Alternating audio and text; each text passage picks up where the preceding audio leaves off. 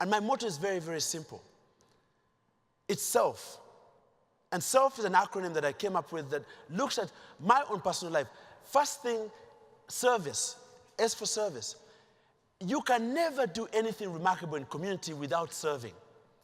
And I think you as an industry, part of what you've done so well is that you serve in the communities where you live.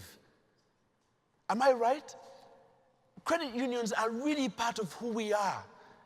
When I hear credit union in my community, I feel like I'm part of the YWMCA, or it's like I'm part of something close to me, like I'm part of my son's high school.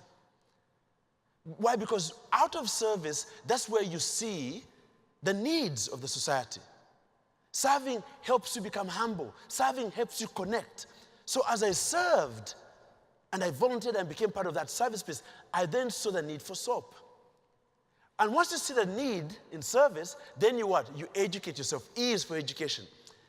So for those of you who think that education is over, no, it is a continuous process. I never knew how to recycle soap in the beginning. I had to do research and figure out, okay, I know what the community needs, but how do you recycle soap? Because there was this yak factor. And the yak factor is where exactly the business is.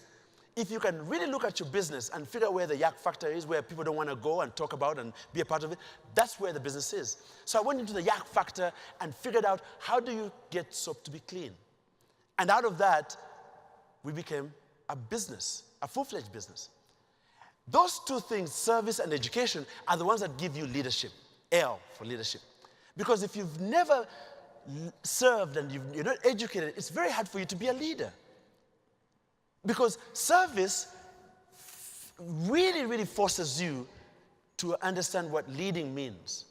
And if you see a leader who has never served before, they're not empathetic, they don't understand other people, they don't care, they don't empathize.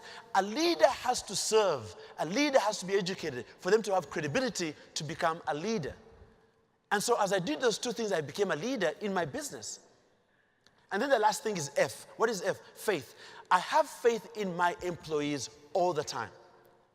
I have faith in their intuition. I have faith in their ability to create and innovate. If you're a leader and if you're a business that doesn't have faith in your community, it's chances are we're not going to trust you as well. What do you have faith in? What do you really believe in as a business, as an individual, as a corporation? What does your whole motto look like?